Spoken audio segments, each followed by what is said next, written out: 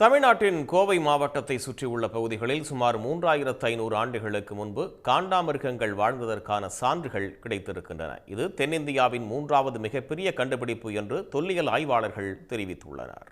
வேகமாக அழிந்து வரும் விலங்கினங்களின் பட்டியலில் உள்ள காண்டாமிருகம் தற்போது ஆப்பிரிக்கா, இந்தியா, ஜாவா மற்றும் சுமத்ரா தீவு பகுதிகளில் மட்டுமே காணப்படுகின்றன.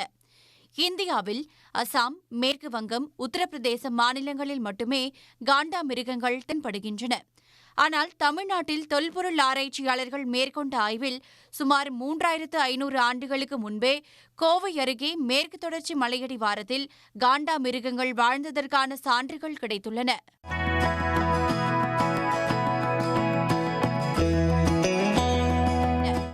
மோலப்பாளையம் என்ற பகுதியில் கண்டெடுக்கப்பட்ட எலும்புகளின் மாதிரிகள் காண்டாமிருக எலும்புகளுடன் ஒத்துப்போவதாக ஆராய்ச்சியாளர்கள் கூறுகின்றனர்.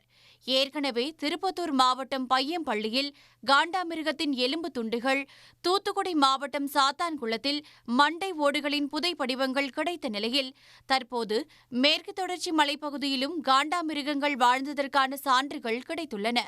புதிய கற்காலத்தின் சான்றுகள் இதுவரை பையம்பள்ளி பகுதியிலும் தமிழ்நாட்டின் கிருஷ்ணகிரி, தருமபுரி, வேலூர் பகுதிகளிலும் மட்டுமே கிடைக்கின்றன என்ற ஒரு நிலையை மாற்றி இந்த தொல்லியல் ஆய்வானது தமிழ்நாட்டில் கோயம்புத்தூர் பகுதியிலும் இந்த புதிய கற்கால மக்கள் சுமார் கிமு 1600 1400 வரை வாழ்ந்துள்ளனர் என்பதை உறுதிப்படுத்தியுள்ளது.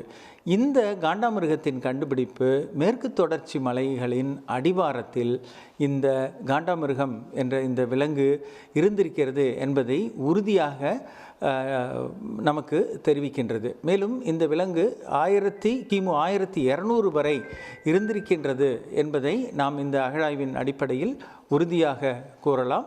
கோவை அருகே மோலப்பாளையத்தில் கிடைத்துள்ள தற்போதைய சான்றுகள் காண்டாமிருகம் தொடர்பாக தென்னிந்தியாவில் கிடைத்துள்ள 3வது பெரிய கண்டுபிடிப்பாகும்.